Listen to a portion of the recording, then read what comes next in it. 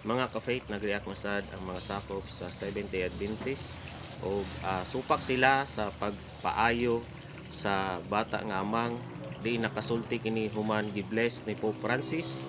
So ato silang paminawon og atong tubagon. Francis gibless kuno amang to nga bata unya human nga gibless ni Pope Francis nakasulti ni siya.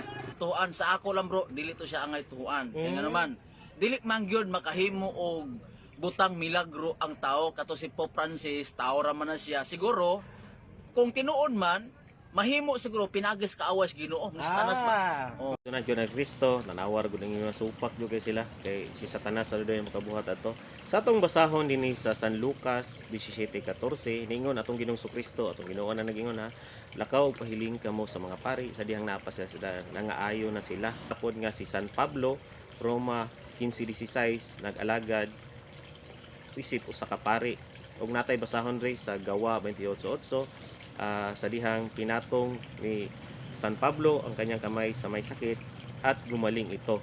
So same sa gibuhat ni Pope Francis sa bata nga dili kasulti o amang nakasulti dayon paghuman. So ang milagro gikan sa Dios pero gigamit nga instrumento si Pope Francis sa pagpaayo og si San Pablo din Gawa 28:8. Igsunan ko na ni Kristo gigamit si Pope Francis para mag-ayo sa bata nga amang og kana biblical kana kay gibuhat usab na ni San Pablo didto sa Gawa 28:8 og same after sa panalangin iyahang gibutang iyang kamot sa may sakit tapos naayo.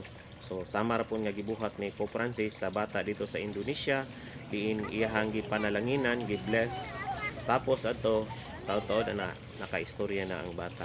So pangitai po ko sa mga SDA members dira kung nabat sila mabasa dira nga ilaha pong sa Ellen G. White ba nakamilagro pod ba dira unsa pa na propeta makana nila.